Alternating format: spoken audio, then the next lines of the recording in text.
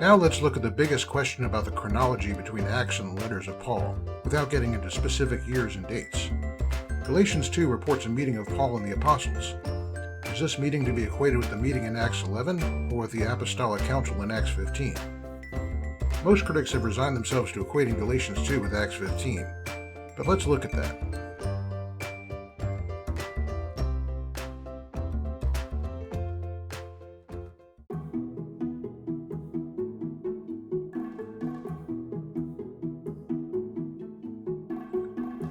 It's my contention that Galatians 2 is to be equated with the meeting recorded in Acts 11, 29, and 30. Let's go over some points of the dispute. One broader matter has to do with the supposed reference to a worldwide famine. Critics say it is a Lucan fiction and go as far as to argue that if there was a famine in all the world, then those in Antioch could hardly have been helping those in Judea. But it should be obvious that a famine can have far-reaching effects, even in places where there are no direct famine-related problems, and they can be more severe in some places than in others.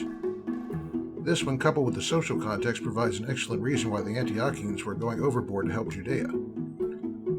They likely felt that they owed the Judean churches their lives, spiritually speaking, as the cradle of their belief. The situation in Judea may also have been thought to have been exacerbated by a sabbatical year in 47 and 48, when the Antiochians would easily suppose to have aggravated the upcoming famine for that area, for it would mean that there would be no local planting of crops. History records that there was an unusually high Nile in Egypt in 45. This, along with the high price of grain, made this a tough time throughout the empire, even in places where there were no local famine-related problems. And we might add that charity does not always begin at home. Critics may as well ask why people in America donate money to charities working in Africa, when we still have plenty of poverty right here.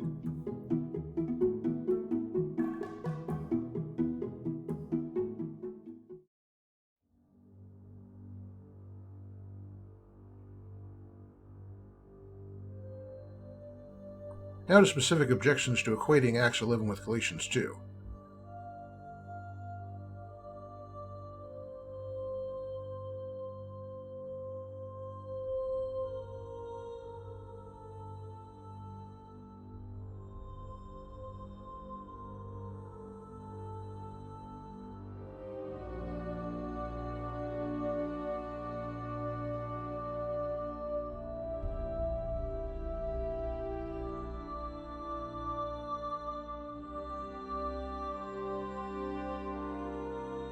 That's how we deal with some objections to equating Galatians 2 and Acts 11.